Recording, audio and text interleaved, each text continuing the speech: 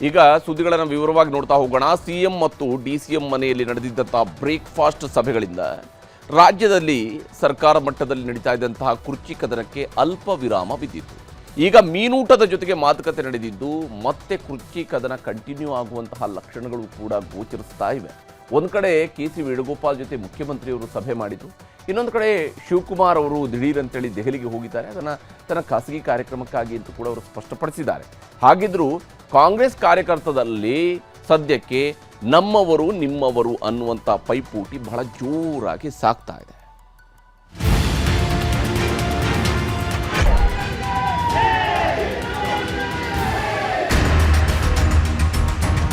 ರಾಜಕೀಯ ಚರ್ಚೆ ಮಾಡಲಿ,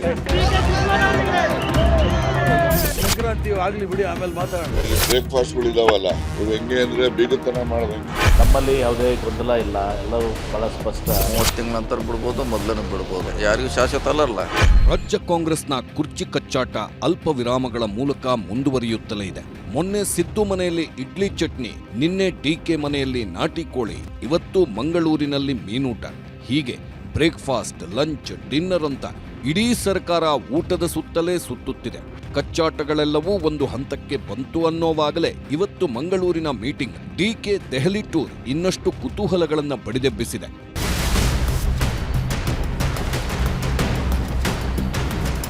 ಮಂಗಳೂರಿನ ಕೊಣಾಜೆಯಲ್ಲಿ ಗುರುಗಾಂಧಿ ಸಂವಾದ ಶತಮಾನೋತ್ಸವ ಕಾರ್ಯಕ್ರಮಕ್ಕೆ ಕಾಂಗ್ರೆಸ್ ಪ್ರಧಾನ ಕಾರ್ಯದರ್ಶಿ ಕೆ.ಸಿ. ವೇಣುಗೋಪಾಲ್ ಬಂದಿದ್ರು. ಸಿಎಂ ಸಿದ್ದರಾಮಯ್ಯನವರಿಗೂ ಆಹ್ವಾನವಿದ್ದು ಹೋಗಿದ್ರು. ಸಮಾರಂಭಕ್ಕೆ ಹೋಗುವ ಮೊದಲೇ ಒಂದು 10 ನಿಮಿಷ ಸಿದ್ದರಾಮಯ್ಯ ಹಾಗೂ ಕೆ.ಸಿ. ವೇಣುಗೋಪಾಲ್ ಚರ್ಚೆ ಮಾಡಿದ್ರು. ಕುರ್ಚಿ ಕಚ್ಚಾಟ, ಹೈಕಮಾಂಡ್ ಸಂಧಾನ ಸೂತ್ರದ ಬಗ್ಗೆ ಸಮಾಲೋಚನೆ ನಡೆಯಿತು. ಗುರುಗಾಂಧಿ ಸಂವಾದ ಶತಮಾನೋತ್ಸವ ಕಾರ್ಯಕ್ರಮದ ಬಳಿಕವೂ ಲಂಚ್ ಮೀಟಿಂಗ್ ನಡೆಯಿತು.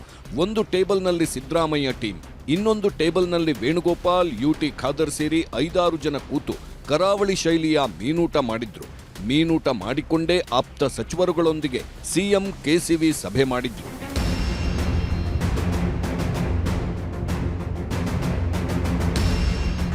ಒಂದ್ ಕಡೆ ಸಿಎಂ ವೇಣುಗೋಪಾಲ್ ಜೊತೆ ಮಾತನಾಡುತ್ತಿರೋವಾಗಲೇ ಇನ್ನೊಂದು ಕಡೆ ದೆಹಲಿ ಕಡೆ ಹೊರಟರು ಡಿಕೆ ಶಿವಕುಮಾರ್.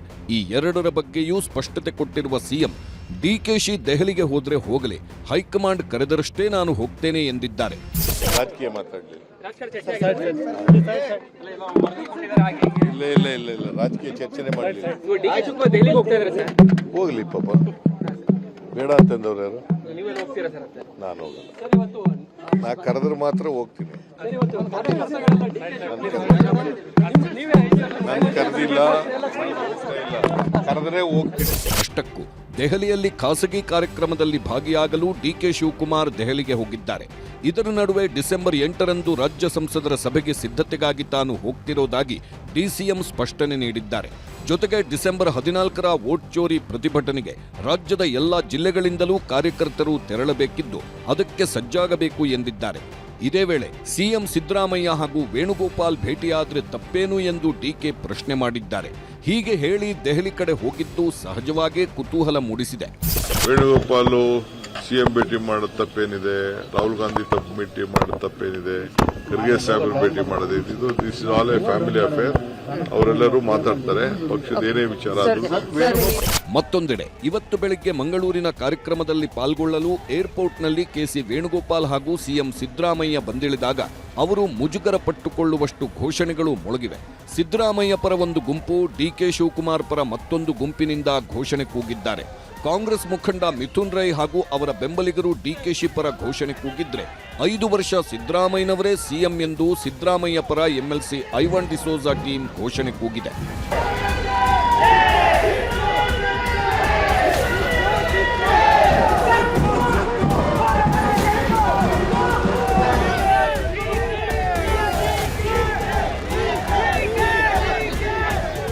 ಈ ಘೋಷಣೆಗಳಿಂದಾಗಿ ಮುಜುಗರಕ್ಕೀಡಾದ ವೇಣುಗೋಪಾಲ್ ಡಿಕೆ ಶಿವಕುಮಾರ್ಗೆ ಫೋನ್ ಮಾಡಿ ಗರಂ ಆಗಿದ್ರು. ಕೂಡಲೇ ಮಿಥುನ್ ರೈಗೆ ಕರೆ ಮಾಡಿ ಡಿಕೆಶಿ ಸ್ಪಷ್ಟನೆ ಕೇಳಿದ್ದಾರೆ. ಹಾಗಿದ್ದರೂ ಘೋಷಣೆ ಕೂಗಿದ್ದರ ಬಗ್ಗೆ ಡಿಕೆಶಿ ಹಾಗೂ ಐವಾನ್ ಡಿಸೋಜಾ ಸಮರ್ಥನೆ ನೀಡಿದ್ದಾರೆ. ವೇಣುಗೋಪಾಲ್ ಅವರ ಭೇಟಿ ಸಂದರ್ಭದಲ್ಲಿ ಡಿಕೆ ಶಿವಕುಮಾರ್ ಪರವಾದ ಘೋಷಣೆ, ಸಿಎಂ ಅವರು ಹೋದಂತ ಸಂದರ್ಭದಲ್ಲಿ ಪೂರ್ಣಾವಧಿ ಸಿಎಂ ಘೋಷಣೆ ಎರಡೂ ಆಗಿದೆ.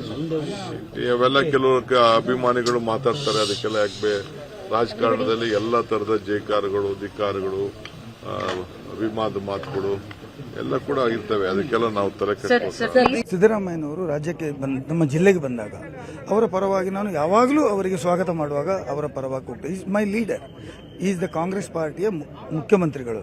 ಅವರ ಪರವಾಗಿ ಹೋಗುದು ಇದೇನು ಹೊಸ್ತಲ್ಲ. ನಾನು ಪ್ರತಿ ಸಲವೂ ಅವರನ್ನ ಸ್ವಾಗತ ಮಾಡ್ತೇನೆ. ಅವರನ್ನು ನಾವು ಹೃದಯಪೂರ್ವಕವಾಗಿ ಸ್ವಾಗತ ಮಾಡಿದ್ದೇ ಹೊರತು ಬೇರೆಯೇ. ಈ ಎಲ್ಲ ಬೆಳವಣಿಗೆಗಳನ್ನ ಸೂಕ್ಷ್ಮವಾಗಿ ಗಮನಿಸುತ್ತಿರುವ ಬಿಜೆಪಿ ಬೆಳಗಾವಿ ಅಧಿವೇಶನದಲ್ಲಿ ಚರ್ಚೆಗೆ ತಯಾರಿ ಮಾಡಿಕೊಳ್ಳುತ್ತಿದೆ. ಬೆಳಗಾವಿ ಜಿಲ್ಲಾ ಮಟ್ಟದ ಕೋರ್ ಕಮಿಟಿ ಸಭೆ ಮಾಡಿ ಸರ್ಕಾರದ ವಿರುದ್ಧ ಹೋರಾಟದ ರೂಪುರೇಷೆ ಹಾಕಿಕೊಂಡಿದೆ. ಪ್ರತಿಪಕ್ಷಗಳು ಸರ್ಕಾರವನ್ನ ಇಕ್ಕಟ್ಟಿಗೆ ಸಿಲುಕಿಸಲು ಸಜ್ಜಾಗುತ್ತಿವೆ. ಹೀಗಾಗಿ ಚಳಿಗಾಲದ ಬೆಳಗಾವಿ ಅಧಿವೇಶನ ಬಿಸಿಯೇರೋದ್ರಲ್ಲಿ ಅನುಮಾನವೇ ಬೇಡ. Bureau report, news 18.